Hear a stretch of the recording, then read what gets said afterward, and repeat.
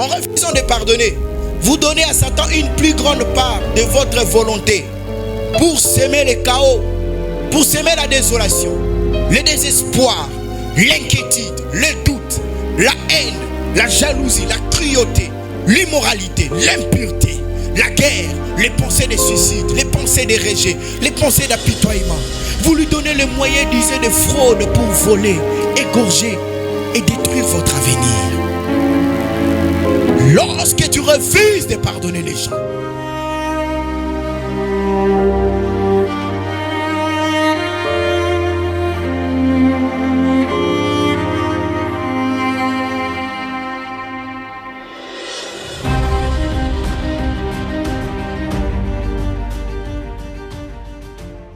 je suis enfant par adoption. Je suis devenue héritière en Jésus-Christ. Et l'esprit par lequel je suis créé témoigne en moi que je suis enfant de Dieu, enfant de Dieu.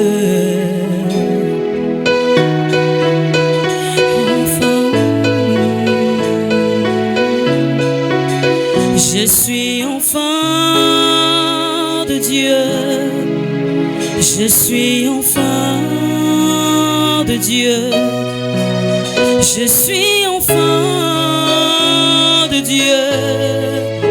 Je suis enfant de Dieu.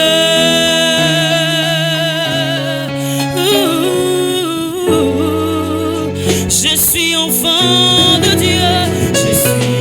Tu es mon rédempteur, mon bouclier, mon libérateur. Oh Père, tu m'as aimé, je suis ton enfant.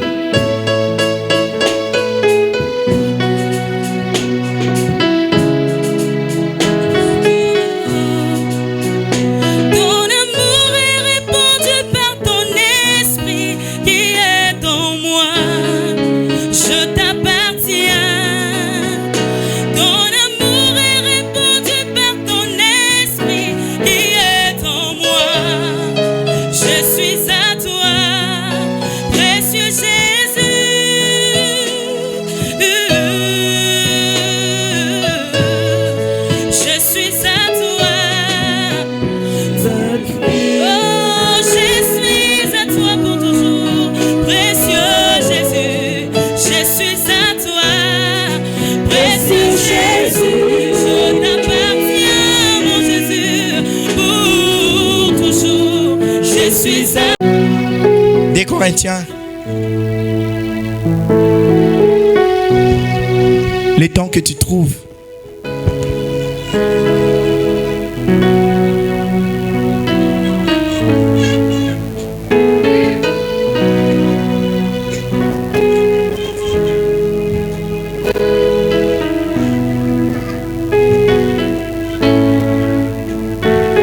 Des Corinthiens chapitre 2 à partir du verset 5, la Bible dit: si quelqu'un a été une cause de tristesse, ce n'est pas moi qui l'a attristé, c'est vous tous, du moins en partie, pour ne rien exagérer.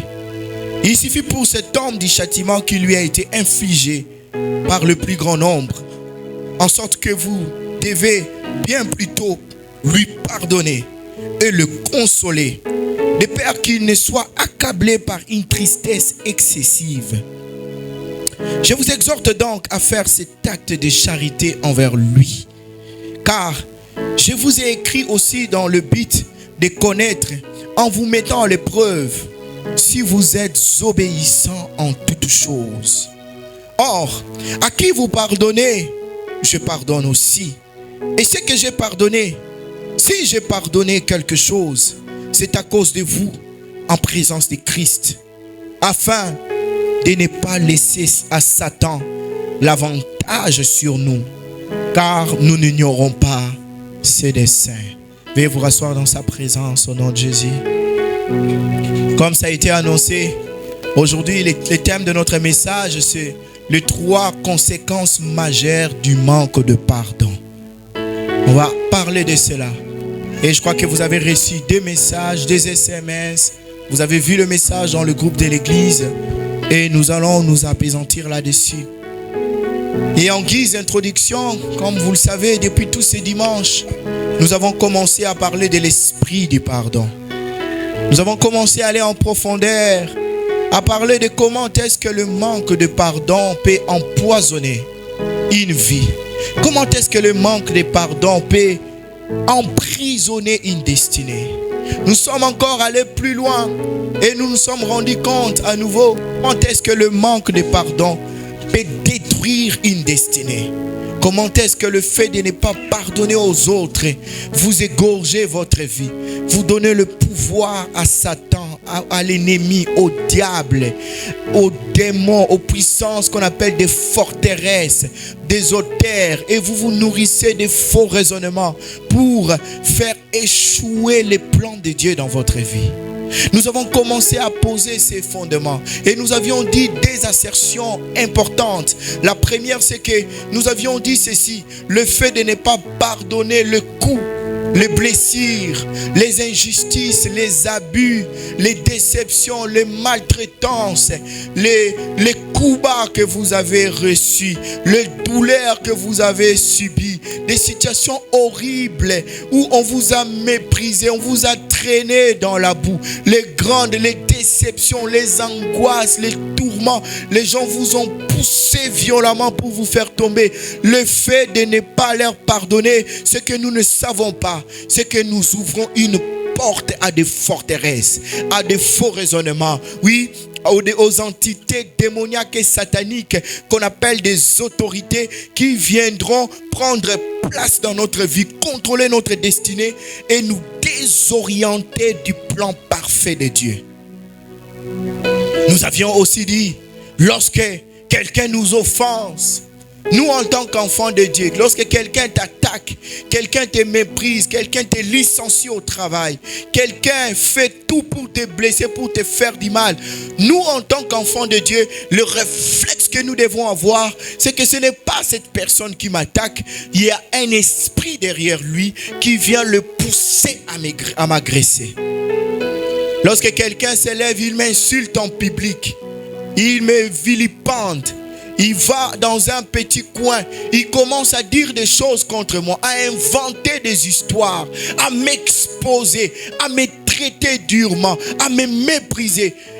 Moi, en tant qu'enfant de Dieu, le réflexe que je dois développer, avoir, c'est que ce n'est pas cette personne, c'est un démon qui est derrière, qui pousse la personne. La personne n'est qu'une passerelle, ce n'est qu'un moyen, un support que Satan utilise pour m'offenser, pour m'agresser, pour m'attaquer. Le but poursuivi derrière, c'est de me décourager, c'est de me vider de la sémence de Christ, c'est de me pousser à développer un mauvais caractère, à développer de mauvais sentiments, à me comporter contre lui. Tout ce que Satan cherche, il cherche une ressemblance en lui pour lui permettre d'accéder dans notre vie. Satan va chercher que tu insultes quelqu'un. Et comme il sait que l'insulte n'est pas de Dieu, il va le trouver comme une porte et il va entrer par l'insulte pour détruire ta vie. Lorsque quelqu'un m'attaque, lorsque quelqu'un me critique, lorsque quelqu'un commence à me pointer du doigt, à m'exposer, à raconter des choses que je n'ai pas faites, à colporter sur ma vie, à commencer à aller dire, d'ailleurs lui il a avorté, il a fait avorter les gens, d'ailleurs lui c'est un tricheur, c'est un menteur, quelqu'un fromente au travail des complots, des choses pour m'exposer. Je dois très vite en tant qu'enfant de Dieu détecter que cette personne n'est qu'un support que Satan utilise. Le combat ce n'est pas avec lui, le combat c'est avec la puissance des ténèbres. Et je dois avoir ces réflexes rapidement. Je vois un collègue au travail qui s'acharne contre moi. Il fait tout pour donner de mauvais rapports à mon chef pour qu'on me vire. Je dois détecter, c'est l'ennemi qui cherche à voler mon travail. C'est pourquoi il faut donner la dîme. Alléluia. Il faut donner la dîme. Dis à ton voisin, donne toujours ta dîme. Voici ce qui est écrit en ce qui concerne la dîme, parce que c'est une parenthèse, elle est importante. Malachie chapitre 3 à partir du verset 10. Oui, ça c'est une parole que l'Esprit de Dieu donne. Je ne l'avais pas préparée dans mes notes. Malachie chapitre 3 à partir du verset 10. La Bible dit: apportez à la maison du trésor toutes les dîmes, afin qu'il y ait de la nourriture dans ma maison. Mettez-moi de la sorte à l'épreuve, dit l'Éternel des armées, et vous verrez si je n'ouvre pas pour vous les écluses des cieux, si je ne répands pas sur vous la bénédiction en abondance. Le verset 11, il est dit ceci: pour vous, je menacerai celui qui dévore, et il ne détruira pas le fruit de votre terre, et la vigne ne sera pas stérile dans vos campagnes, dit l'Éternel. Celui qui donne sa dîme, Dieu s'arrange comme les défenseurs de celui qui vient voler sa vigne, voler son fruit. Alléluia. Un collègue, il cherche tout, il fait tout pour qu'on vous vire du travail. Quand vous donnez votre dîme, vous avez cette vérité.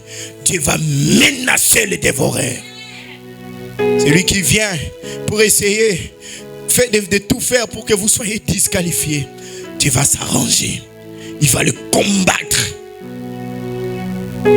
Et Dieu peut vous combattre à cause de vous-même. Il peut vous combattre vous-même. Parce qu'il y a des attitudes, des habitudes que vous développez qui ne favorisent pas. Dieu peut faire en sorte que vous soyez alignés. Quand quelqu'un m'attaque, le premier réflexe en tant qu'enfant de Dieu, c'est un esprit qui vient pour voler ce qui m'appartient. Il vient pour voler mon mari. Je dors, je me réveille, je vois des messages bizarres dans le téléphone de ma femme ou de mon mari. Je comprends. L'ennemi s'attaque à mon mariage. Je ne peux pas lui laisser la place vide. J'engage une bataille spirituelle. Alléluia. Alléluia. Alléluia. Non, mais vous êtes froid aujourd'hui. Soyez vivants au nom de Jésus. Je vois une fille qui rôde à côté de mon fiancé, pour être concret. Mais je me lève en prière. Parce que peut-être il y a la destinée avec ses fiancés. Ou avec cette fiancée. Dieu prépare des choses glorieuses avec cette fiancée. Je prends les choses au sérieux. Je sais qu'il y a un esprit. Je dois comprendre que c'est un sentiment étranger. C'est un fait étranger qui est venu pour détruire mon foyer. Et je dois me lever contre ça. Je ne peux pas laisser les choses comme ça. Je vois que j'ai un caractère qui n'est pas aligné. Je parle mal aux gens. Je m'adresse mal aux gens. Mais si je n'ai pas un bon comportement, un bon caractère, je n'aurai pas des contacts, des destinées, des gens qui peuvent me propulser. Je vais m'attaquer à ça. Alléluia. Donc mon point c'était, lorsque quelqu'un nous offense ou nous attaque, pour nous provoquer, en tant qu'enfant de Dieu, nous devons savoir qu'il y a un démon, il y a un esprit impur qui le pousse. La personne qui nous attaque n'est qu'une passerelle par laquelle l'ennemi passe. Et l'homme qui t'a déçu, qui t'a blessé, la femme qui t'a trahi, n'est qu'une passerelle que l'ennemi a utilisée pour combattre ton bonheur. Parfois tu as trop imputé à cette personne, à cette femme, à cet homme, tous les mal, tous les maux, toutes les douleurs que tu as reçues. Surtout les jeunes amoureux, des amourettes. L'homme tape déçu, c'est un démon derrière. Il est venu compromettre l'image du mariage. C'est Satan qui est derrière. Bon, je ne vais pas m'attarder sur l'introduction. Voici maintenant les 3 conséquences majeures qui arrivent lorsque tu ne pardonnes pas. Parce que celui qui te provoque, il veut te pousser à avoir un comportement dur envers lui. C'est Satan. Il essaye d'édulcorer, de détruire ta nature d'enfant de Dieu. Et lorsque quelqu'un t'a offensé, lorsque quelqu'un t'a fait du mal, lorsque quelqu'un t'a critiqué, lorsque quelqu'un t'a blessé, t'a vilipendé, tu as les sentiments de révolte, tu as les sentiments de vengeance. Parfois, tu ne te venges pas avec tes mains, tu ne te venges pas avec des instruments ou avec ta bouche, mais tu te venges dans l'attitude de ton cœur. Tu refuses de lui pardonner. Et comme nous l'avions dit, quand tu refuses, tu t'emprisonnes et tu emprisonnes la personne. Maintenant, lorsque tu refuses de pardonner quelqu'un qui t'a fait du mal, la première conséquence qui arrive, et c'est la plus tragique de toutes, c'est que lorsque nous ne pardonnons pas ou nous ne déclenchons pas le processus d'aller demander pardon à quelqu'un, ce qui arrive, c'est que nous ne reflétons pas le cœur de Dieu et nous ne lui ressemblons pas. Lorsque je refuse de pardonner les gens, je ne reflète plus le cœur de Dieu. Je ne reflète plus la ressemblance à Dieu. Je ne suis plus semblable à Dieu. Parce que Dieu pardonne. Alléluia.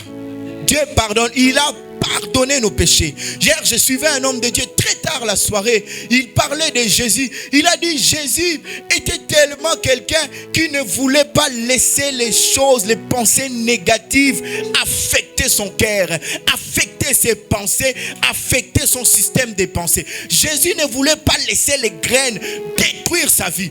Même alors sur la croix, alors qu'il s'est trouvé sur la croix, il a poussé les derniers cris. Mais avant de partir, il a dit Père, pardonne-leur, car ils ne savent pas ce qu'ils font. Et cet homme de Dieu a dit, est-ce que Jésus avait besoin de demander pardon à Dieu pour ces gens? Il n'en avait pas besoin. Il n'avait pas besoin de demander pardon pour eux. Parce que ce sont eux qui l'ont poussé jusqu'à la croix. On l'a frappé, flagellé, battu, tout ça. Il sanglotait. On l'a cloué à la croix. Il est resté là, à la croix. Il pouvait dire, bon, de toute façon, je n'ai pas de rancune envers eux. Je n'ai rien à voir avec eux. De toute façon, je peux partir tranquillement. Mais même là, Jésus a dit, Père, pardonne-les. Ces gens-là n'avaient pas demandé cela. Nous, ces gens-là, c'est nous en fait. Nous n'avions pas demandé qu'ils disent ça. Mais il a fait. Parce qu'il ne voulait pas qu'il aille avec lui dans le séjour des morts avec des choses négatives. Lorsque nous ne pardonnons pas, nous cessons de refléter Dieu. Nous cessons de ressembler à Dieu. Celui qui ne pardonne pas et se dit être chrétien, en réalité, c'est juste un titre qu'il porte et non la nature ou le caractère de Dieu. Quand tu te dis tu es chrétien et que tu ne pardonnes pas aux gens les offenses qu'ils t'ont faites et que tu ne vas pas non plus demander pardon aux gens aux offenses que tu leur avais faites, en réalité tu portes juste un titre. Tu n'es pas enfant de Dieu, tu n'as pas la nature de Dieu, tu n'as pas le caractère de Dieu. Dans Matthieu chapitre 5, les versets 43 à 45, et puis on prendra aussi 47 à 48, Jésus-Christ dit ceci. Vous avez appris qu'il a été dit, tu aimeras ton prochain et tu haïras ton ennemi. Mais moi je vous dis, aimez vos ennemis, bénissez ceux qui vous maudissent, faites du bien à ceux qui vous haïssent et priez pour ceux qui vous maltraitent et qui vous persécutent, afin que vous soyez fils de votre Père qui est dans les cieux. Car il fait lever son soleil sur les méchants et sur les bons, et il fait pleuvoir sur les justes et sur les injustes. Et si vous saluez seulement vos frères, que faites-vous d'extraordinaire? Les païens aussi n'agissent-ils pas de même? Soyez donc parfaits, comme votre Père céleste est parfait. Alléluia. Notre salut ou notre statut en tant que fils de Dieu dépend aussi, implique aussi le fait que nous bénissons ceux qui nous maudissent, le fait que nous faisons du bien à ceux qui nous haïssent, le fait que nous prions pour ceux qui nous maltraitent et nous persécutent. C'est-à-dire des gens qui nous font du mal. Dieu dit, pour que vous soyez, dans ce contexte, pour que vous soyez appelés fils de votre Père, vous devez bénir ceux qui vous maudissent. Vous devez prier pour ceux qui vous persécutent. Vous devez dire du bien à ceux qui vous font du mal. Parce que quand tu n'es pas quelqu'un qui ne bénit pas ceux qui vous font du mal, ça veut tout simplement dire qu'il y a des problèmes dans ton cœur. Tu ne pardonnes pas aux gens. Il n'y a pas de pardon à l'intérieur. La conséquence c'est quoi? Tu ne reflètes pas Dieu. Tu ne reflètes pas le cœur de Dieu. Tu n'es pas enfant de Dieu. Tu peux te frapper la poitrine. Je suis chrétien. Je suis enfant de Dieu. Je monte au sommet. Je prie. J'aime Dieu. Je gêne. tu vas te ressembler aux pharisiens et aux scribes. C'était des gens orgueilleux, j'aime bien ce mot, outrecuidants. Ils étaient imbus d'eux-mêmes, ils se valorisaient. Mais c'était des gens qui ne pardonnaient pas. Dans leur quotidien, ils ne reflétaient pas Dieu. Lorsque tu ne pardonnes pas, le reflet de Dieu, les caractères de Dieu, le cœur de Dieu, celui que Dieu est, tu ne l'auras pas. Tu auras beau prier et gêner, tu ne l'auras pas. Parce que Dieu pardonne. Dieu intercède pour les pécheurs. Jésus est monté à la droite du Père. Il intercède pour nous. Il intercède pour les criminels. Il intercède pour les magouilleurs, les détourneurs. Il intercède pour les impudiques, les adultères, les immorales. Jésus est là-bas. Il a préféré occuper cette fonction dans la gloire d'intercesseur. Intercéder pour ceux qui font mal. Et nous qui disons que nous sommes enfants de Dieu, nous devons refléter les caractères de Dieu en aimant les gens. Alléluia. Nous sommes aussi fils de Dieu lorsque nous pardonnons les gens qui nous ont offensés et lorsque nous demandons nous-mêmes pardon aux offenses, pardon aux paroles que nous avons tenues, pardon aux actes que nous avons posés contre l'autre. Des fois on dit, bon, il comprendra, le temps est passé. Non, tu lui avais fait mal. Fais la démarche, va vers lui, dis-lui, pardonne-moi pour ce que je t'ai fait. Oui, Dieu me parle d'une femme ici. Tu as tellement blessé ton mari par rapport à ton comportement. Va, tiens-toi devant lui. Dis, mon chéri, pendant tout le temps qu'on a fait, je reconnais que j'étais blessé. J'ai été une femme insupportable. Je ne t'écoutais pas. Aujourd'hui, j'ai entendu la parole de Dieu. Pardonne-moi, répare. Même s'il t'a déjà pardonné il y a longtemps. Mais ne laisse pas les traces, les crasses. Ne laisse pas les déchets rester à l'intérieur. Et moi, j'étudiais, j'ai remarqué que dans la parabole du serviteur impitoyable que nous sommes en train d'étudier tous ces jours, dans Matthieu chapitre 18, à partir du verset 23 jusqu'au verset 35, j'ai remarqué quelque chose. Quand vous lisez dans les évangiles, vous voyez, Jésus nous rappelle toujours que nous sommes des fils de Dieu. Et chaque fois, il dit, priez votre Père. Alléluia. Quelqu'un comprend ce matin? Quand il dit priez, demandez à votre Père céleste. Comment? Quand tu pries, dis notre Père. Soyez comme votre Père. Soyez parfait comme votre Père est parfait.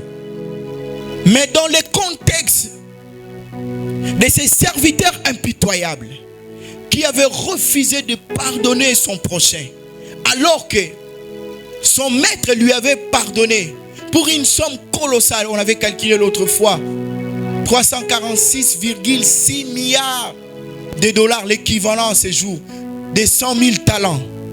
On lui a pardonné pour 346,6 milliards de dollars. Mais lui, pour quelques centaines, même pas centaines, pour 17 dollars, il a refusé de pardonner son prochain.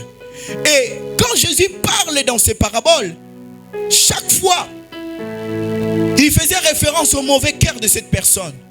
Comment il était dur, comment il était difficile. Comment, refusant de pardonner, il a même étranglé son prochain.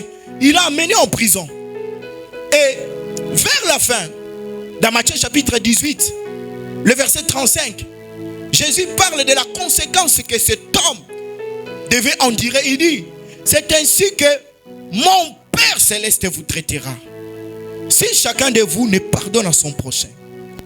Ce qui a attiré mon attention, c'est que Jésus n'a pas dit, c'est ainsi que votre Père céleste vous traitera. Il a dit mon Père céleste. Donc il a fait le distinguo entre ceux qui se comportent comme ayant la nature du Père et ceux qui font des choses se persuadant d'avoir la nature du Père alors qu'ils ne l'ont pas. Et comme Jésus, il était juste et sans péché, il s'est identifié au Père. Il n'a pas dit votre Père, il a dit mon Père. Parce que si mon Père est votre Père, vous devez pardonner aux gens. Alléluia. Si Dieu est véritablement notre Père, nous devons avoir sa nature et sa ressemblance, c'est-à-dire son caractère et ses caractéristiques. Oh, malebrata chata. Le fait de ne pas pardonner nous édulcorons la nature de Dieu. Et ici, j'avais, comme je l'ai noté, j'avais presque envie de dire que nous pouvons perdre la paternité de Dieu lorsque nous n'obéissons pas à sa parole, lorsque nous ne pardonnons pas aux hommes. Dieu peut cesser d'être notre Père lorsque nous ne manifestons pas les sentiments qui est en lui. Ici, en l'occurrence, c'est le pardon.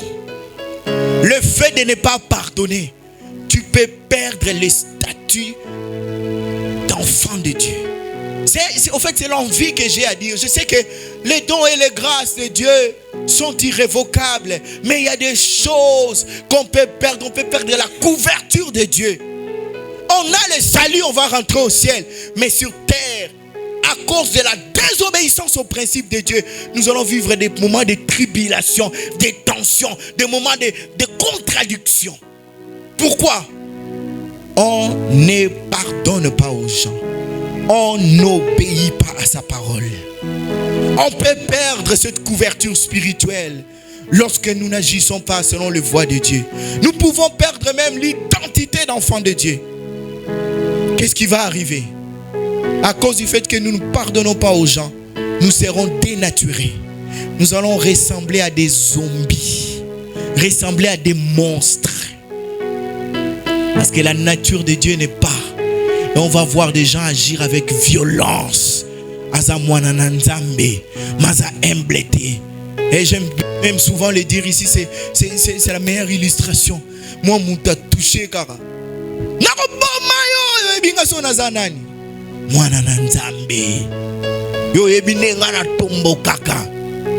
On dit ça en français, on dit, tu sais de quelle eau je me chauffe.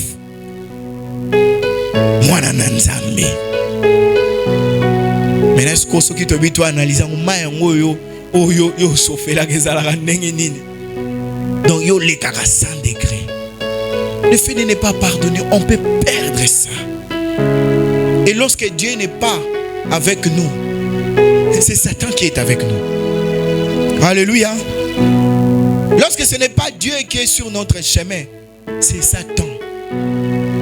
Le manque de pardon nous dénature, nous fait paraître comme des zombies, des monstres à l'intérieur. Parce que lorsque la nature de Dieu n'est plus manifestée en nous, c'est la nature du diable qui est manifestée. Et que cela ne soit pas ta part au nom de Jésus-Christ. Que ça ne soit pas ta part au nom de Jésus. Cet homme t'a tellement blessé. Cette femme t'a tellement blessé.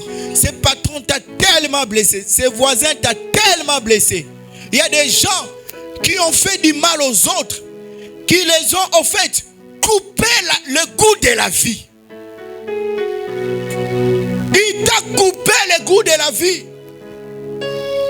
Tu n'as plus envie de vivre une relation toxique qui t'empêche même d'être toi-même. Une parole difficile, et même certains s'enorgueillissent en disant une parole, ça te déshabille, ça te fragilise, ça t'affaiblit. En réalité, ce n'est pas une parole, c'est un esprit de peur qu'il a lancé contre toi. Et toi, enfant de Dieu, tu lances une parole comme ça. Tu te dis enfant de Dieu, mais tu es enfant de Dieu gouverné par des esprits de ténèbres. Tu n'es pas enfant de Dieu. Tu n'as pas la nature de Dieu. Tu peux te réclamer, je suis sauvé, je suis sauvé. En fait, en réalité, ce n'est que ton esprit qui est connecté à Dieu, mais ton âme est polluée de mauvaises choses. La conséquence, c'est quoi? Tu es chrétien, mais tu fais aussi les choses du monde. Tu es à l'église, tu vis dans la sainteté, mais tu as toujours des SMS lugubres, des SMS suspects. Tu es chrétien, ton téléphone, personne ne touche. Pourquoi tu refuses que les gens touchent ton téléphone? Les jeunes sœurs, qu'est-ce qu'il y a dans vos téléphones? Tu as un fiancé, il veut regarder ton téléphone, tu ne veux pas. Pourquoi tu refuses qu'il touche ton téléphone? Quand tu viens à l'église, tu pleures. Surtout que la femme était motivée. Il y a toujours des émotions de plaire. Tu pleures. Mais le frère dit, est-ce que je peux voir ton téléphone? Oh non, donne-moi le code. Non, tu n'as pas la nature de Dieu. Tu es hypocrite. Alléluia. Je l'ai fait exprès chez moi. Tout le monde connaît mon code. Il n'y a rien à cacher. Alléluia. Je leur dis seulement ne touchez pas parce que mon téléphone c'est aussi un outil de travail. Ne va pas embrayer là-bas. Mais si tu as besoin, ma femme regarde toutes les conversations. Mais il y a des femmes ici, ton mari ne peut pas toucher ton téléphone. Et après avoir parlé, tu supprimes. Tu es hypocrite. Que ça ne soit pas ton cas au nom de Jésus. Alléluia.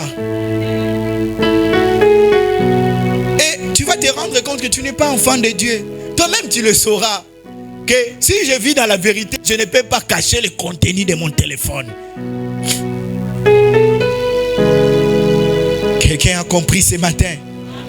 Si je suis vraiment enfant de Dieu, mon téléphone doit être irréprochable.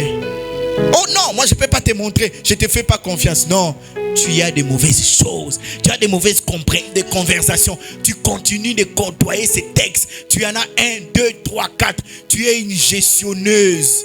Si ça se dit, des hommes. Tu es un gestionnaire des femmes.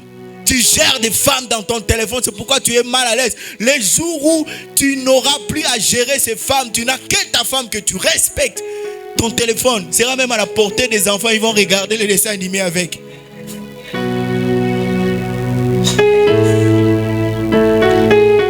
Il faut apprendre à pardonner. Quand tu ne pardonnes pas, tu es dénaturé. Tu es comme un monstre, un zombie. Une zombie. Dans ma vie, j'ai regardé 2 ou 3 fois des films et des zombies. C'est pas agréable. Tu te dis, tu es enfant de Dieu, mais à l'intérieur, tu es comme une monstre. Une monstre. Et qu'est-ce que le monstre fait? Il terrorise les gens. Maman Lupango, ceux qui te commis dimanche, ils ont qui m'embangent une église. Mais ba locataire na hey. Maman Lupango, ataba lobaka. Lupango eze yo. Ataba lobelaka batu. Respect zate. C'est pas parce que mon taza locataire n'a commis mon umbu na yo. Il est locataire pour un temps. Vous savez, hein, vous ne maîtrisez pas la destinée des gens. Et ce n'est pas ce que nous disons qui détermine qui sera qui. Dieu est un Dieu de surprise. Alléluia. Dieu est un Dieu de surprise. Peut-être, vous voyez, non. Moi j'ai une parcelle. Ma parcelle ne touche pas. Mais celui-là n'aura pas une parcelle. Aura des territoires, des cités, des villes. Il faut respecter quand même les gens. Mais dimanche, il y a la Bible et la Mounene. Aso sokola. Yes, nana eh. Ayembia prabimi ake. Église metanga zongi. Yebisa bato ana ba pesa mbongo. Bazo vana ndako fele. Bamoni ndako batonga kango yo fele. Alobaka opesa lendi meti lelo azo pesa te. Elekinga na lembi na bae. Atindi bato amoni ba on réagit abi papa. Ndako nangeza o fele te. Bobima. Même pas de compassion. Alléluia. C'est parce que les gens n'ont plus d'amour. Il n'a pas le cœur de Dieu. Il ne peut pas comprendre la douleur que traverse l'autre. Fingabatu.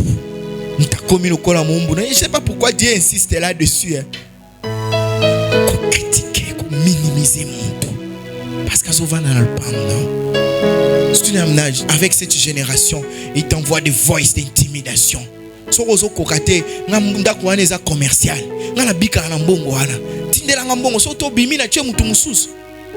Même pas un peu de compassion. Et cette personne ne paye pas parce qu'il passe par des moments difficiles. Demain s'il en a, il payera. Ça te dénature. Quand tu ne pardonnes pas aux gens, tu vas ressembler à un monstre, à un zombie. Et ça va être tragique. Tu pries en langue, mais tu as un langage salé. Tu chantes, mais tu es quelqu'un d'amer, d'insupportable. Et les insupportables, Dieu ne le supporte pas non plus. Deuxième raison, deuxième conséquence.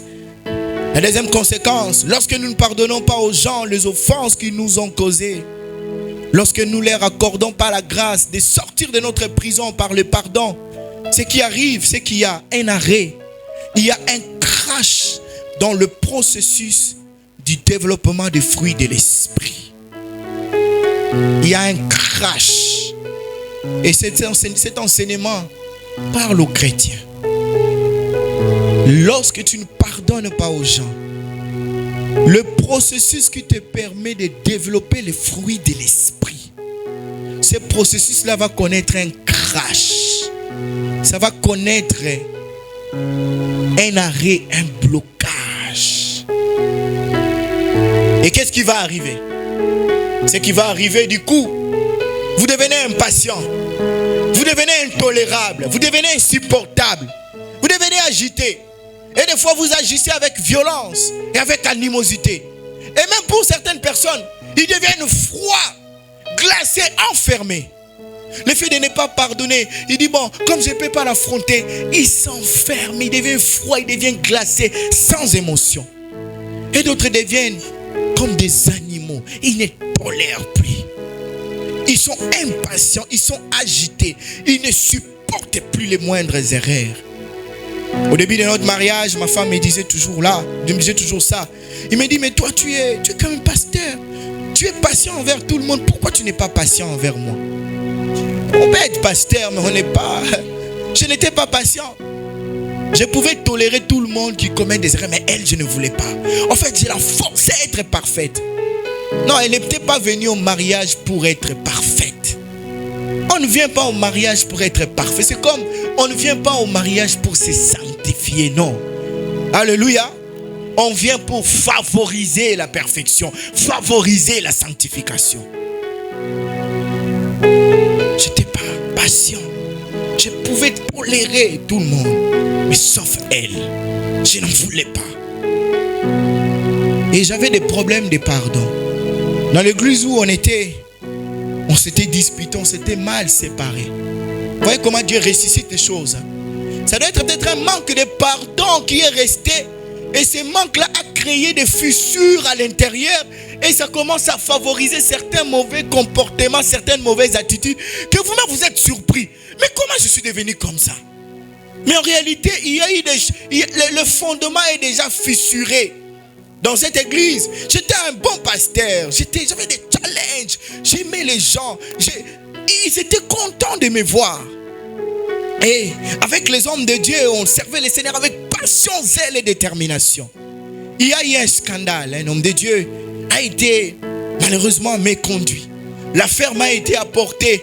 J'ai même confronté l'affaire, c'était vrai. J'ai dit à l'homme de Dieu, nous vous respectons, vous avez un ministère international. Vous êtes un homme de Dieu puissant parce que c'est un homme qui était ouais. Il est toujours ouais jusqu'à aujourd'hui. Ouais, avec une dimension de démonstration d'esprit et de puissance terrible. Alléluia. Bon, nous on était ses assistants. Lui il était là quand il rentre. Il vient avec une gloire. Quand il rentre, quand il prend la parole, l'atmosphère change complètement. Et il avait des dons spirituels. Il parlait de manière précise, des choses précises. Mais un moment de faiblesse est rentré. Je dis l'homme de Dieu, on vous respecte beaucoup. Mais vous savez, l'affaire est connue maintenant par plusieurs personnes. Ce qu'on peut faire maintenant pour préserver votre ministère, on va vous permettre de vous asseoir, de vous mettre sous la discipline pendant un temps. Et puis, quand le Seigneur va vous restaurer, vous allez vous relever, vous prendrez les rênes du ministère. L'homme de Dieu a dit non, moi Dieu m'a déjà pardonné. Il dit oui, Dieu vous a pardonné. Mais cette histoire, tout le monde à l'église le sait. Vous savez, quand vous êtes dans une église où il y a des gens, les gens ne sont pas matures. C'est pourquoi ici, on prêche des choses qui concernent la maturité. On ne vous prêche pas que vous serez bénis. Vous êtes déjà bénis en Christ. Alléluia. Alléluia. Oh, Ephésiens chapitre 1, le verset 3. Béni soit Dieu, le Père de notre Seigneur Jésus-Christ, qui nous a bénis de toutes sortes de bénédictions spirituelles dans le lieu céleste en Christ. Vous êtes déjà. Alléluia. Vous ne cherchez pas la bénédiction. Vous cherchez tout simplement à appliquer les principes pour activer cette bénédiction afin qu'elle se manifeste de manière tangible et palpable. On dit à l'homme de Dieu, non. Et l'église était désimmature. Les colportages les serrent toujours au cœur des choses. Que Dieu vous sanctionne au nom de Jésus-Christ. Non, j'allais dire que Dieu vous bénisse. Alléluia. Et les serres ont commencé à répandre de faux bruits. L'homme de Dieu est tombé. Et il y a même certaines qui en faisaient des prophéties. Non, l'esprit m'avait déjà avisé. Moi, je voyais déjà l'émotion féminine. Non, il faut. Moi, je dis, l'homme de Dieu, la situation telle qu'elle se présente, il faut qu'on agisse avec sagesse. On doit calmer la tempête. L'homme de Dieu a dit, non, moi je ne vais pas. Moi j'ai le don, j'ai la grâce, j'ai l'onction. Parfois ces choses-là, elles lèvent les épaules des gens. Ce n'est pas parce que tu touches quelqu'un, il est guéri. Ce n'est pas parce que tu parles prophétiquement de quelqu'un que tu es véritablement mature en Christ, non. D'ailleurs, ce n'est pas nous qui le faisons. C'est l'Esprit de Dieu qui passe par nous. Ce n'est pas l'homme. L'homme n'est pas capable de guérir quelqu'un, non. C'est l'Esprit de Dieu. Il voit juste que nous sommes un vase. Il dit, bon, je coule dans ces vases. J'opère. L'homme de Dieu a refusé. Je dis, l'homme de Dieu, l'homme de Dieu, l'homme de Dieu. Vous savez, quand le mal est déjà entré, le mal est prolifique. Le péché, quand il rentre dans la vie d'une personne, il ne reste pas intact. Il se multiplie. Alors le mal s'est proliféré dans le cœur de l'homme de Dieu. Il a trouvé le moyen de renverser la situation. Cette partie va passer vraiment à la télé au nom de Jésus. C'est pas comme la prédication de l'autre fois qui a été censurée même à la chair. Il a retourné la situation et a commencé à me pointer du doigt. Oh, c'est moi, j'étais contre lui, c'est moi qui faisais ça. J'ai même obtenu sa suspension à durée indéterminée. Je ne voulais pas de lui, je lui combattais, tout ça. J'ai commencé à sentir des malaises. J'ai dit non, moi je suis jeune. Et à l'époque, je sortais de la prison, vous voyez, je sortais de la prison avec une mentalité complètement reprogrammée. Parce que j'étais pendant tout le temps avec le Seigneur. Et j'étais à côté de moi, il y avait un lion qui me surveillait. Moi j'ai dit non, moi je ne peux pas rentrer dans ce genre de conflit. Je ne peux pas. Et comme Dieu est sage, un jour, j'étais en train de prier, j'ai eu un songe. C'est même pas un songe, c'est une vision.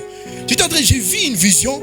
Dieu m'a montré l'image de l'apôtre Roland Dallot. Mais ça faisait longtemps. En fait, ce n'est pas l'image actuelle, mais une vieille image de lui. Et comme je connaissais ce qui était arrivé, c'était un peu des situations où on l'a poussé à sortir de l'église. J'ai dit, c'est que Dieu me parle, que dans cette situation, on va me pousser à quitter l'église. J'ai dit, bon, ok. Comme maintenant on retourne la situation, on croit que c'est moi qui ai fait mal, moi je vais quitter en bonne et due forme. Et on a convoqué le conseil pastoral, j'ai été présenté, j'ai dit en tout cas par rapport à tout ce qui se passe, moi j'ai comme l'impression qu'on veut renverser la situation. On va faire simple.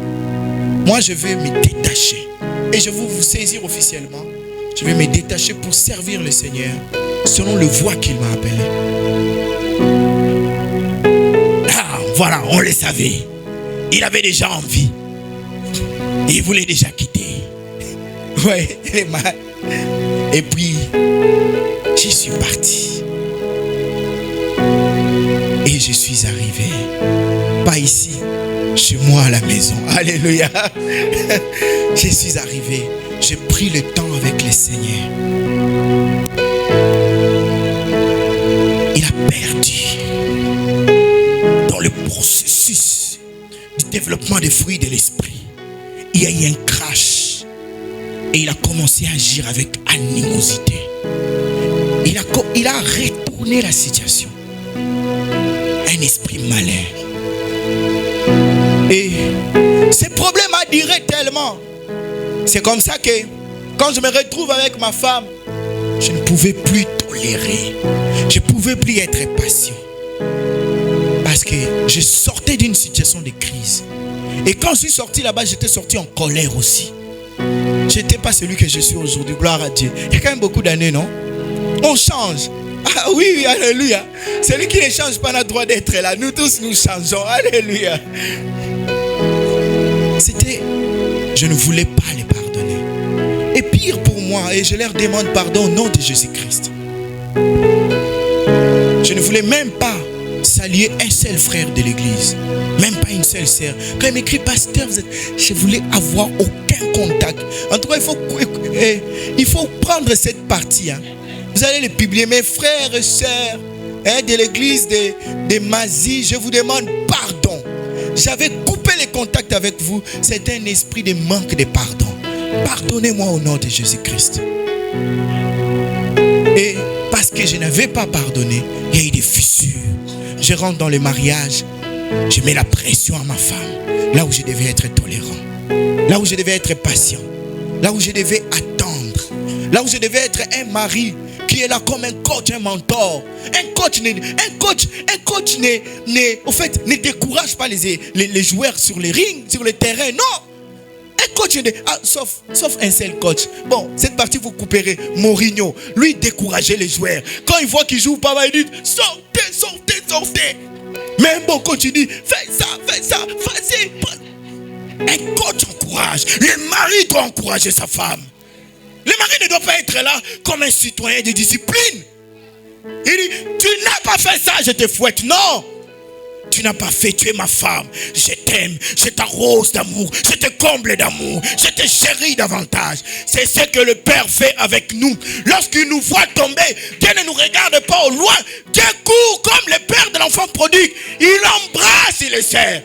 Il dit, tu es à moi. Je te connaissais avant la fondation du monde. Voici, je t'ai même gravé sur le creux de ma main. Tu viens comme ça. C'est pourquoi tout ce que tu as subi, dis-le au nom de Jésus. Je suis aimé de mon Père. Que j'ai avorté ou pas, Dieu m'aime. Que j'ai été incrédule ou pas, Dieu m'aime. Que j'ai eu des problèmes ou pas, Dieu m'aime. Que j'ai commis des erreurs, Dieu m'aime. Alléluia. Parce qu'il y a des erreurs que nous commettons. Dieu les utilise comme des moyens pour déclencher un processus glorieux. Alléluia. Il y a des erreurs que nous commettons. Dieu n'est pas là pour sanctionner nos erreurs. Dieu a déjà un plan pour nos erreurs. Dieu a déjà un plan pour nos erreurs. Dieu viendra avec sa sagesse et son intelligence se reposer sur les erreurs pour frayer un nouveau chemin de gloire et de puissance.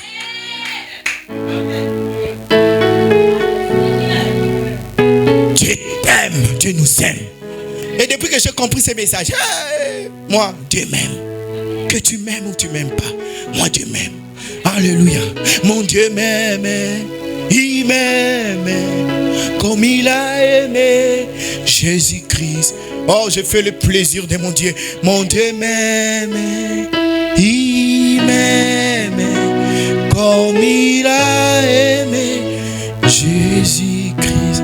Que j'ai avorté ou pas, mon Dieu m'aime. Que j'ai menti ou pas, que j'ai triché ou pas, comme il a, oh que j'ai été méchant ou pas, Jésus-Christ, il m'aime. Dieu nous aime. Et lorsque nous ne pardonnons pas aux gens, nous arrêtons le processus du développement des fruits de l'esprit. Dans Galates chapitre 5, à partir du verset oh ma lebrakata chatalama. Oui, les papiers tombent même. Ils ne supportent pas la gloire qui est ici. Alléluia. Non, les papiers tombent, c'est pas la gloire au nom de Jésus. Galates chapitre 5, le verset 22. Oh, j'aime bien utiliser ma Bible physique. Galates 5, 22. La Bible nous parle des fruits de l'esprit. Il dit, mais le fruit de l'esprit, c'est l'amour, c'est la joie, c'est la paix, c'est la patience, c'est la bonté, c'est la bienveillance, c'est la foi, c'est la douceur, c'est la maîtrise de soi. Et lorsque nous ne pardonnons pas aux gens, nous empêchons ces processus de production, de développement des fruits de l'esprit. Nous devenons insupportables, comme je l'ai dit, intolérants, impatients, révoltés, glacés, froids, sans énergie, sans amour. Dans Colossiens chapitre 3, le verset 12 au verset 14, la Bible dit ceci: ainsi donc, comme des élus de Dieu, saints et bien-aimés, revêtez-vous d'entrailles de miséricorde, d'entrailles de bonté, d'entrailles d'humilité, d'entrailles de douceur, d'entrailles de patience. Supportez-vous les uns les autres. Et s'il est à sujet de se plaindre de l'autre, pardonnez-vous réciproquement. De même que Christ vous a pardonné, pardonnez-vous aussi.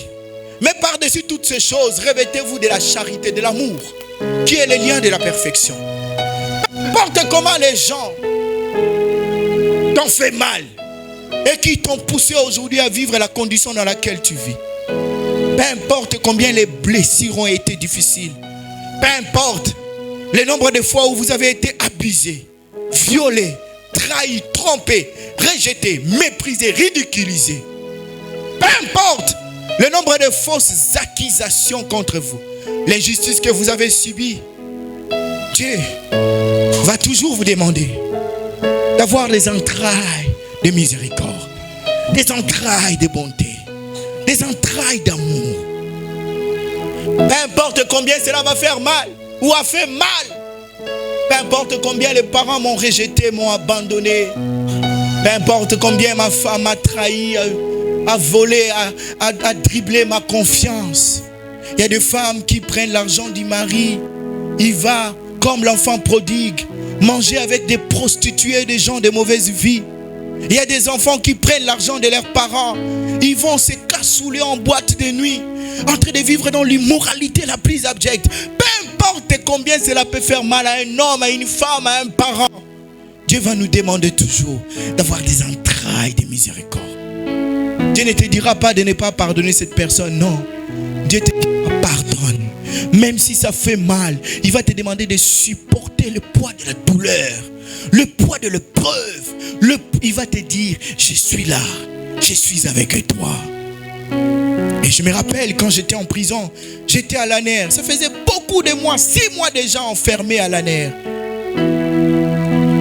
J'ai prié, j'ai cherché Dieu. Seigneur, sors-moi. Je n'ai rien fait. J'étais comme Joseph au fait.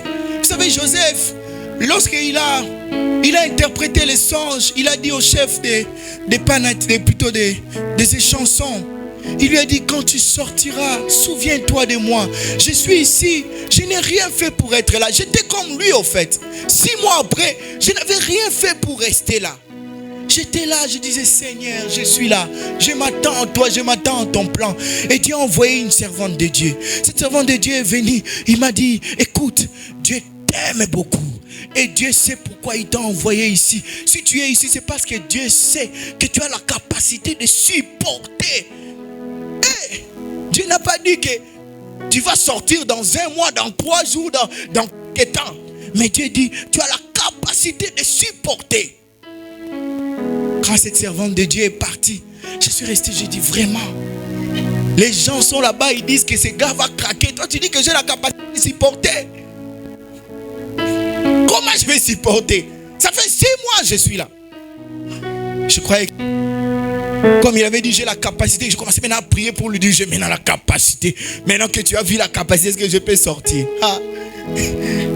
17 mois après, il a dit maintenant tu peux sortir. Dieu va nous demander de supporter les offenses. Pourquoi? Parce qu'il est le réparateur des brèches. Il est le consolateur. Il s'appelle Rapha. Rapha veut dire celui qui te guérit. Celui qui te guérit à l'époque. Et c'est comme le soin médical. On a des corps médicaux ici. Oui, il y a un corps médical ici. Le corps médical, lorsqu'il voit que tu as une plaie, qu'est-ce qu'il fait? Il va les nettoyer d'abord. Il va mettre l'alcool. Ça fait mal l'alcool, c'est ça. Demander pardon, c'est ça l'alcool au fait. Ça fait mal. Il mettra l'alcool. Il va soigner. Parce que comment je vais demander pardon à quelqu'un qui m'a violé? Et puis je suis tombé enceinte. J'ai un enfant. Un enfant illégitime. Comment je peux pardonner ça?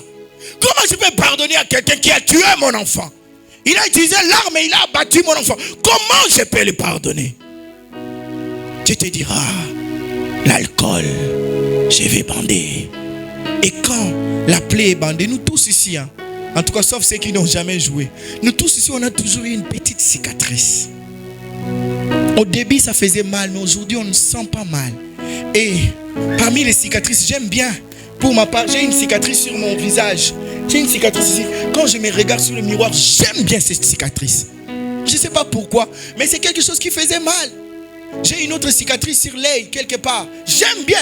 C'est devenu un point de beauté. Alléluia. Alléluia. Donc le pardon que tu accordes à l'autre, ça peut devenir un point de beauté, un moyen d'attraction. Un moyen d'attraction dans la vie. Bon, vous avez cru que vous aussi vous avez des cicatrices que vous aimez, non? Alléluia. Alléluia. Non, qui n'a pas de cicatrices qu'il n'aime?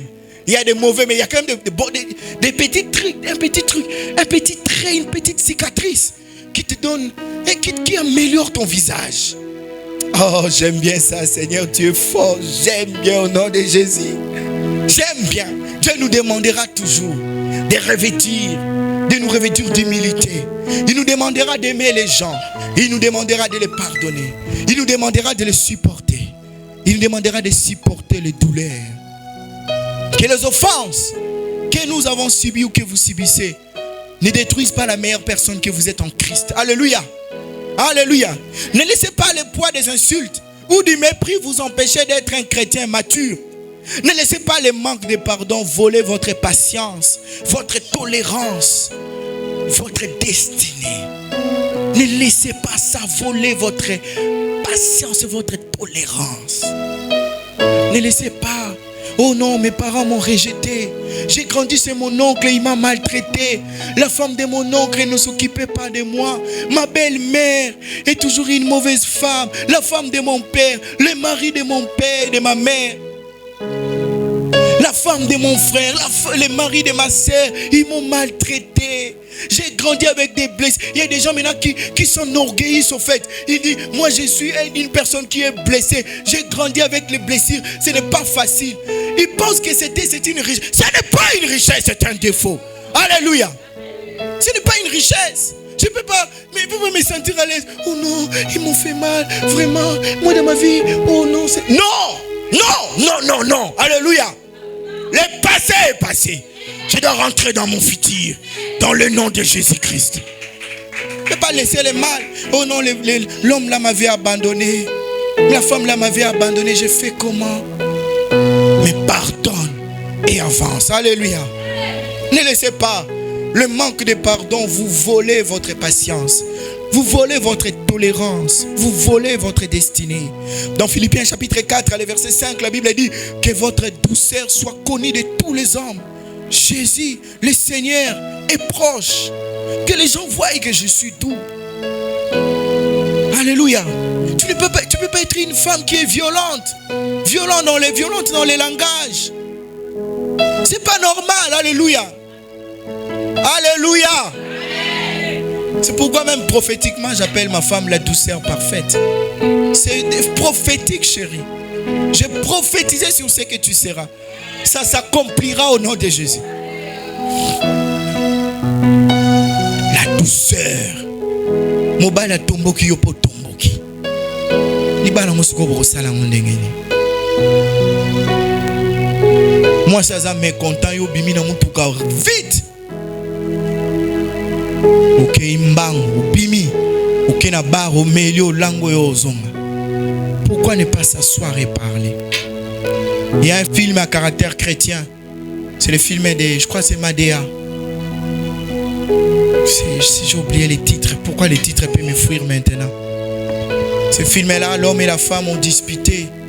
C'est une rencontre, 4 couples qui allaient souvent en excursion. Ils allaient partager leur vie, partager les secrets, vivre en amour. Ce jour-là, l'homme et la femme ont discuté. La femme est venue au bureau de son mari. Il a crié, elle a crié, elle a mis tout le monde mal à l'aise. Elle a voulu faire un spectacle, accusant son mari d'impudique, d'immoral, de l'avoir trompé.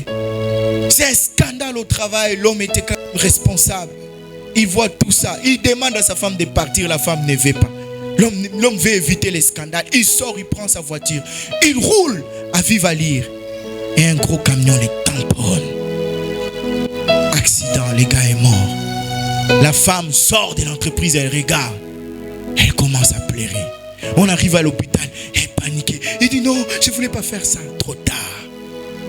La colère excessive. a amené la mort. Dieu nous demande de nous revêtir des entrailles d'humilité.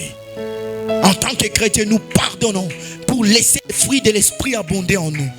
Pour nous laisser vraiment refléter Jésus, être patient, amour, aimer les gens qui vous fassent du bien ou du mal, que nous arrivions à les aimer. Et c'est ce que Dieu nous demande. Dans son livre intitulé The Empty Out the Negative, le pasteur Joel Osteen, Empty Out the Negative, c'est-à-dire vider tout ce qui est négatif en vous. Le pasteur Joel Osteen qui a perdu sa mère, et il y aura un culte aujourd'hui aux États-Unis, a dit ceci: vous avez été créés pour être remplis de joie, remplis de paix, remplis de confiance et de créativité. Mais il est facile de traverser la vie en s'accrochant à des choses qui vous pèsent. Il est facile de traverser la vie avec la culpabilité, le ressentiment, le doute et l'inquiétude.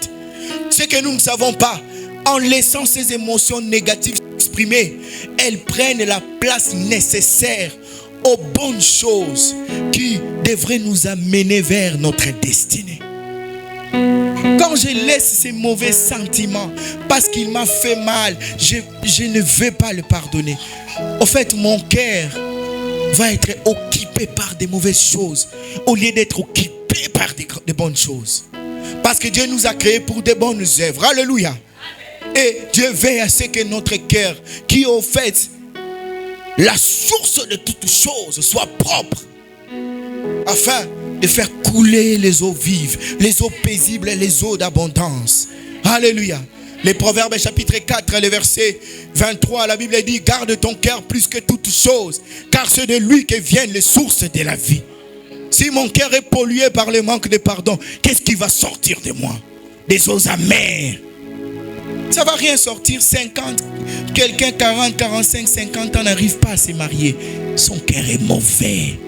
Il ne peut pas attirer de bonnes choses. Si son cœur n'est pas mauvais, il est sous une influence démoniaque. Son intelligence n'est pas renouvelée pour comprendre que je suis sous l'influence des démons. Ou bien, volontairement, il est habité par des faux raisonnements. Oh, moi je vais me marier les jours où j'aurai l'argent, les jours où j'aurai une maison, les jours où j'aurai une voiture. Dis à ton voisin, c'est un faux raisonnement. Oh, les jours où j'aurai mon entreprise, c'est à ces jours-là que je vais me marier. Et puis les années passent. Il est toujours célibataire. 40 ans célibataire, 50 ans célibataire. Quand ton enfant aura 20 ans, tu auras quel âge? Tu seras déjà avec une canne, parce qu'il y a des gens qui vieillissent à 70 ans, 70 ans. Moi, on a 20 ans. Tant essayer de s'occuper parce que la puberté, l'enfant veut découvrir le monde. Qu'est-ce que tu feras? Dis à ton voisin, c'est un faux raisonnement. Et la dernière raison et aux conséquences, la troisième et la dernière conséquence qui est la plus tragique, c'est que lorsque nous ne pardonnons aux gens les offenses qu'ils nous ont causées, ce qui arrive, c'est que nous donnons accès à Satan dans notre vie. Quand tu ne pardonnes pas aux gens, tu donnes accès à l'ennemi.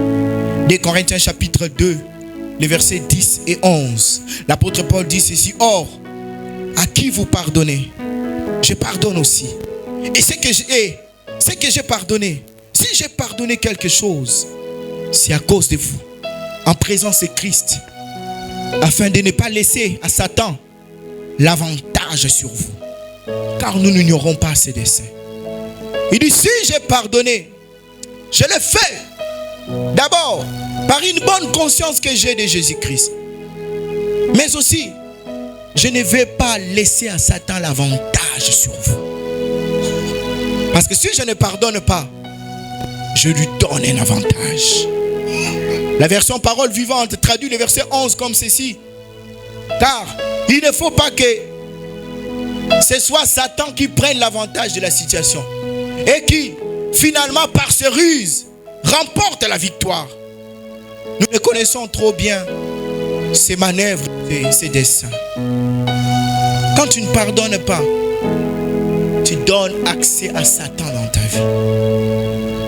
Lorsque vous refusez de pardonner et de solliciter d'être pardonné, vous ouvrez largement la porte à Satan.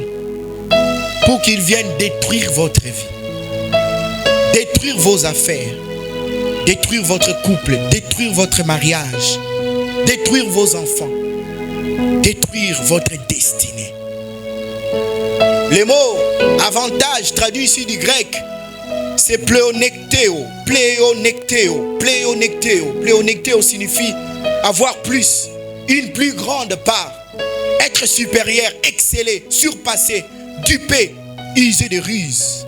En refusant de pardonner, vous donnez à Satan une plus grande part de votre volonté pour semer le chaos, pour semer la désolation, le désespoir, l'inquiétude, le doute, la haine, la jalousie, la cruauté, l'immoralité, l'impureté, la guerre, les pensées de suicide, les pensées de rejet, les pensées d'apitoiement. Vous lui donnez les moyens d'user de fraude pour voler, égorger et détruire votre avenir.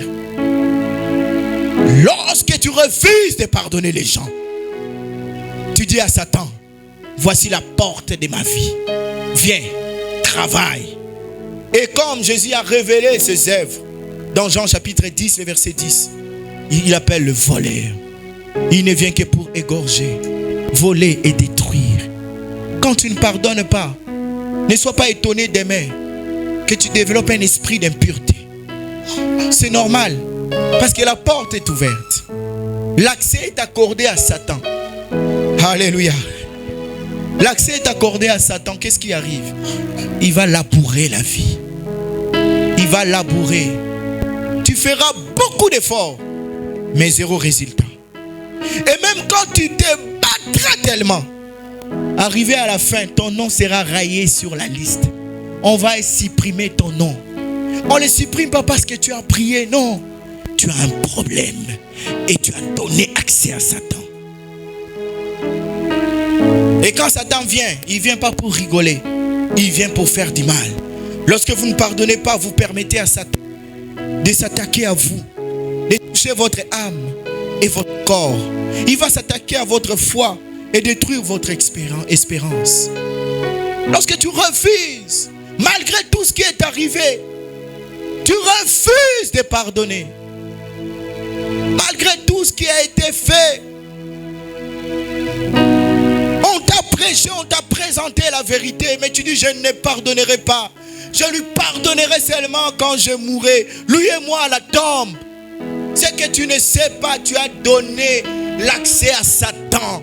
C'est pourquoi les affaires ne marchent pas. La jeunesse n'est pas heureuse. Tu vis une vie chrétienne, tu n'es pas heureux. Tu es célibataire, tu es angoissé. C'est parce que tu y as des manques de pardon. Alléluia. Tu ne pardonnes pas, c'est comme ça que ça ne marche pas. Cette tante-là, cet oncle-là, ce message, Dieu l'a suscité pour réveiller l'esprit. Vous voyez, ce n'est pas un message de manière à faire la démonstration, mais à parler au cœur. Pour que le cœur soit guéri, réparé. Et lorsque le cœur est guéri et réparé, maintenant le fleuve d'eau vive peuvent couler. Tu as prié, Seigneur, donne-moi, fais ceci, fais cela. Mais il y a des blocages dans le cœur. Tu as emprisonné les gens. Tu as emprisonné les membres des familles. Tu as emprisonné cette copine. Oui, Dieu me parle de quelqu'un. Il y a une copine qui t'avait fait mal dans le passé. Tu as déjà traversé ça. Mais son visage est toujours resté en toi. Ce qu'il t'a fait est toujours resté. Dieu aujourd'hui te demande de pardonner. Que ça ne soit pas un accès que tu donnerais à Satan. Un mari qui t'a quitté ou un homme qui s'est proposé de t'épouser. Tu as dit lui jamais. Pasteur a prêché, qu'il prêche, qu'il transpire. Je n'ai rien à voir avec lui. C'est son travail. Dieu l'a appelé à prêcher, à transpirer. Moi je ne pardonnerai pas. Mais ce que tu as ignoré, c'est Satan qui amena le règne. Tu vas prier. Vous savez, hein, dans le domaine spirituel, les choses peuvent cohabiter. Alléluia. L'esprit de Dieu, il ne supporte pas l'impureté. Mais dans la dimension de l'esprit, il peut se retrouver avec l'esprit des ténèbres. C'est pourquoi, pas étonnant, on vient à l'église, on prie. Et puis paf, il y a un sorcier qui était là. Dieu le démasque. Comment il est entré? Parce que cet endroit est supposé être un endroit spirituel. Il y a l'esprit de Dieu qui règne. Mais le sorcier fait quoi là-bas? Dans le domaine spirituel, tu peux avoir le Saint-Esprit. Et tu as aussi les démons qui sont dans ton âme, qui te revendiquent. Tu pries, mais tu n'es pas délivré. Ce n'est pas que Dieu est impuissant, mais c'est ton âme qui décide qui vient entrer et qui ne veut pas entrer. Et si aujourd'hui tu prends l'engagement, Jésus est là. Il va te restaurer. Si aujourd'hui tu décides, tu dis tous ces messages, aujourd'hui c'est la finalité. Vraiment, on met un terme à ces messages aujourd'hui. Si tu décides, tu dis Seigneur, aujourd'hui, je vais te transférer ma volonté. Je vais pardonner. Jésus est tout puissant pour te pardonner de tes péchés et te délivrer. Te donner de nouveaux sentiments. The new feelings. You got to feel the new feelings inside. Des nouveaux sentiments. Des sentiments de confiance, de quiétude. Des sentiments de joie. Des sentiments que tu as. Mon rédempteur, mon bouclier, mon libérateur. Oh Père, tu m'as aimé. Je suis ton enfant.